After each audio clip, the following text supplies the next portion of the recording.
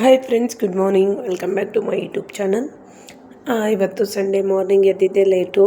ಮನೇಲಿ ಟಿಫನ್ ಮಾಡೋಣ ಅಂತ ಚಪಾತಿ ಇಟ್ಟು ಕಲಸಿಟ್ಟಿದ್ದೆ. ಸೊ ಹಸ್ಬೆಂಡ್ ಎದ್ಬಿಟ್ಟು ಬೇಡ ಹೊರಗಡೆನೇ ತಿನ್ನೋಣ ಅಂತ ಬಂದ್ವಿ. ಹಾಗೆ ಪೆಟ್ರೋಲ್ ಖಾಲಿಯಾಗಿತ್ತು. ಪೆಟ್ರೋಲ್ ಖಾಲಿ ಹಾಕ್ಸ್ಕೊಂಡು ಟಿಫನ್ ಸೆಂಟ್ರಿಗೆ ಬಂದ್ವಿ ಡಿ ಗ್ರೂಪಲ್ಲಿ. ಹಾಗೆ ದೋಸೆ ಮಕ್ಕಳಿಗೆ ಮತ್ತು ನಾವು ಪಲಾವ್ ತಿಂದ್ವಿ. ಮಕ್ಕಳಿಗೆ ಕಟಿಂಗ್ ಮಾಡಿಸ್ಬೇಕಿತ್ತು. ಸೊ ಹಾಗಾಗಿ ಸಲೂನ್ಗೆ ಬಂದ್ವಿ. ಲೇಟಾಗಿ ಬಂದರೆ ರಶ್ ಇರುತ್ತೆ ಅಂತ ಸೊ ಮಾರ್ನಿಂಗೇ ಬಂದ್ವಿ. ನಾನು ಆಲ್ಮೋಸ್ಟ್ ನಮ್ಮ ಮಕ್ಕಳನ್ನ ಕರ್ಕೊಂಬರೋದು south saloon, unisex saloon D ಗ್ರೂಪಲ್ಲಿರೋದು. ತುಂಬ ಚೆನ್ನಾಗಿ ಮಾಡ್ತಾರೆ, ಕೇರು ಮತ್ತು ನೀಟಾಗಿ ಮಾಡ್ತಾರೆ. ಸೊ ಫ್ರೆಂಡ್ಲಿ ಆಗಿರ್ತಾರೆ. ಆಲ್ಮೋಸ್ಟ್ ನಾವು ಇಲ್ಲಿಗೆ ಬರೋದು. ಬಟ್ ನಾನು ಲಾಸ್ಟ್ ಟೈಮ್ ಇಲ್ಲಿ ಬಂದಿರಲಿಲ್ಲ, ಬೇರೆ ಕಡೆ ಹೋಗಿದ್ದೆ. ಅದು ಸ್ವಲ್ಪ ದೂರ ಇತ್ತು. ಟಿಫನ್ ಸೆಂಟ್ರ್ ಎಲ್ಲ ಇಲ್ಲೇ ಹತ್ರ ಇತ್ತು ಅಂತ ನಾವು ಇಲ್ಲಿಗೆ ಬಂದ್ವಿ. ಇಬ್ಬರದು ಅಲ್ಲಿ 2 months ಆಗಿತ್ತು ಹೇರ್ ಕಟ್ ಮಾಡಿಸಿರಲಿಲ್ಲ. ಇವಾಗ ಇಬ್ಬರದು ಮಕ್ಕಳದು ಫುಲ್ ಜೀರೋ ಮಾಡಿಸ್ತಾ ಇದ್ದೀನಿ.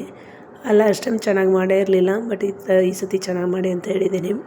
ಓಕೆ ಅಂತ ಹೇಳಿದ್ದಾರೆ. ಇನ್ನೇನು ನಾಡಿದ್ದು ಬುಧವಾರ ನಮ್ಮ ಚಿಕ್ಕ ಮಗನ ಬರ್ಡೇ ಚಿಂಟುದು. ಸೊ ಹಂಗಾಗಿ ಕಟಿಂಗ್ ಮಾಡಿಸ್ತಾ ಇದ್ದೀನಿ.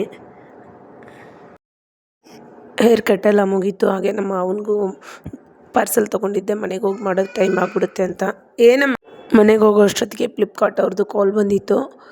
ಸೊ ಹಾಗಾಗಿ ಸೈಕಲ್ಲು ನಾನು ಆನ್ಲೈನಲ್ಲೇ ಬುಕ್ ಮಾಡಿದ್ದೆ. ಲಾಸ್ಟ್ ಟೈಮ್ ತೊಗೊಳ್ಳೋಣ ಅಂತ ಇಲ್ಲೇ ಬಂದಿದ್ವಿ. 5000 ಹೇಳ್ತಾಯಿದ್ರು.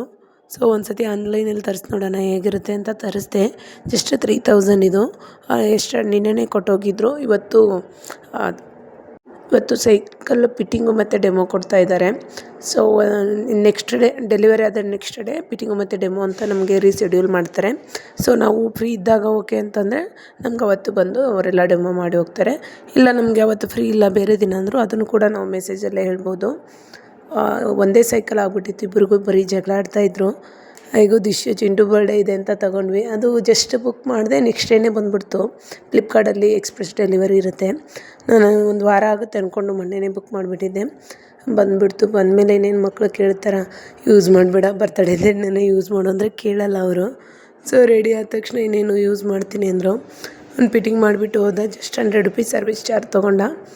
ಅದಕ್ಕೆ ಈ ಮಕ್ಕಳಿಗಿಬ್ಬರಿಗೂ ಸ್ನಾನ ಮಾಡಿಸಿ ಸಿಂಪಲ್ಲಾಗಿ ಸೈಕಲ್ ಪೂಜೆ ಮಾಡಿಸ್ದೆ. ಅವ್ರ ಕೈಯಿಂದನೇ ಪೂಜೆ ಮಾಡಿಸಿ ಒಂದು ರೌಂಡ್ ಆಡಲಿ ಅಂತ ಆವತ್ತಿಂದ ಆಟ ಆಡೋಕ್ಕೆ ಸ್ಟಾರ್ಟ್ ಮಾಡಿದರು. ಆ್ಯಕ್ಚುಲಿ ನಮ್ಮ ಚಿಕ್ಕ ಮಗನ ಬರ್ಡೇ ಗಿಫ್ಟು ಅಂತ ನಾನು ಮಾಡಿದ್ದೆ.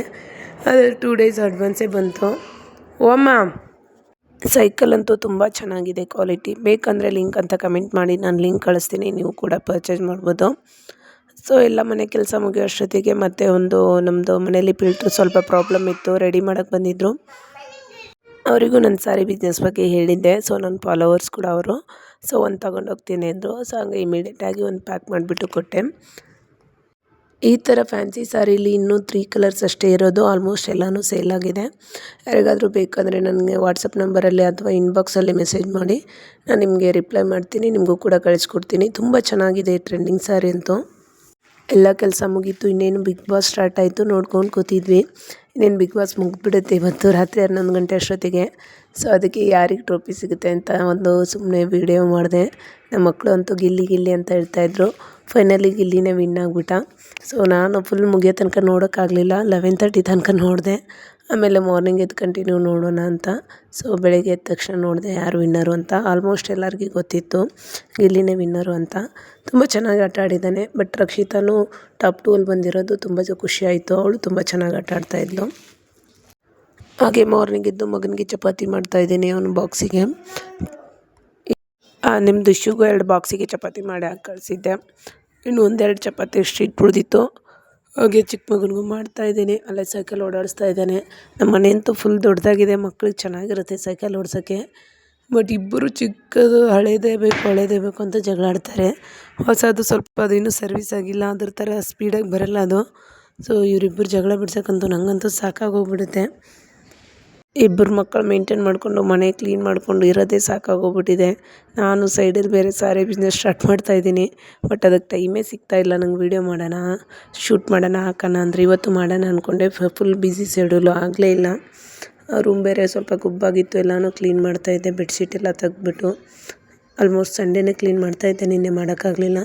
ಸೊ ಇವತ್ತು ಹಂಗಾಗಿ ರೂಮು ಬೆಡ್ಶೀಟ್ ಎಲ್ಲನೂ ಕ್ಲೀನ್ ಮಾಡಬೇಕು.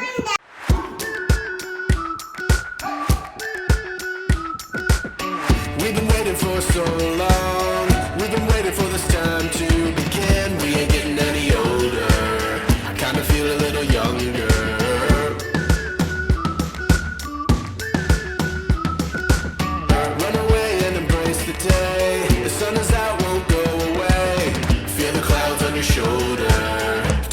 high, feeling bolder. Going up, going all the way. Going high, yeah, yeah, high, yeah, yeah. Going up, going all the way. Going high,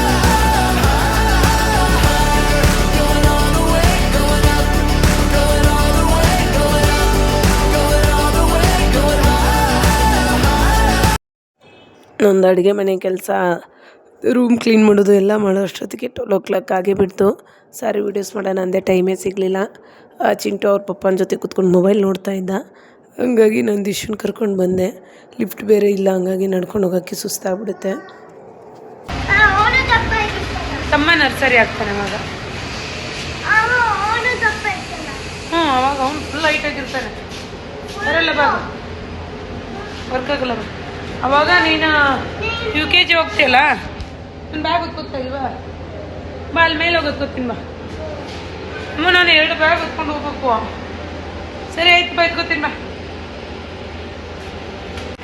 ಯವ್ವ ನೀನು ಎತ್ಕೊಂಡು ಹೆಂಗಪ್ಪ ಹೋಗೋದ 4 ಫ್ಲೋರು? ಅಯ್ಯೋ 2 ಬ್ಯಾಗ್.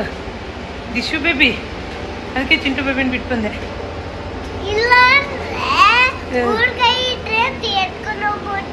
ಯವ್ವ ಆಗಲ್ಲಮ್ಮ ನನಗಂತೂ.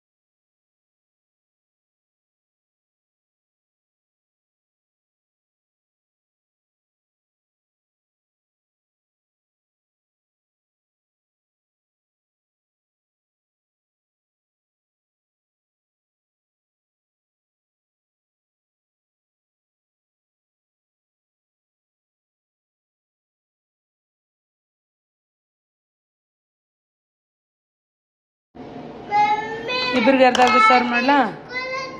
ಹ್ಞೂ, ನಿಮ್ಮ ಮುಟ್ಬಾರ್ದು. ಸೂಪರ್ ಆಗಿದೆಯಲ್ಲ Chintu.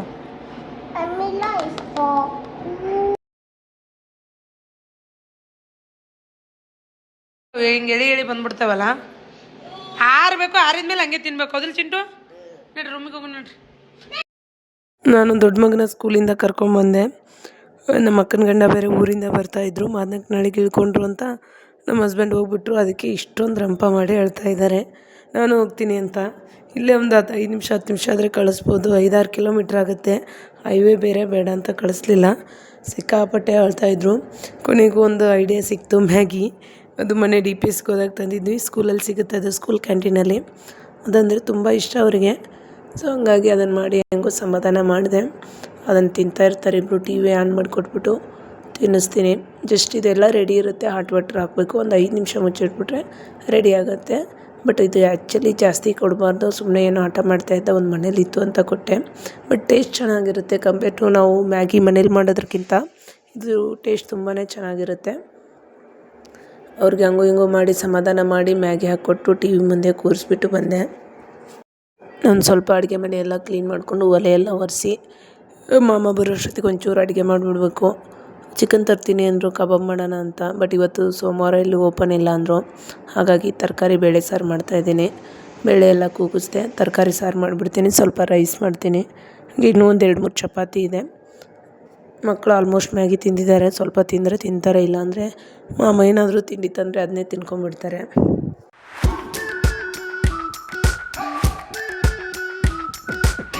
We've been waiting for so long. We've been waiting for this time to begin. We ain't getting any older. I kinda feel a little younger.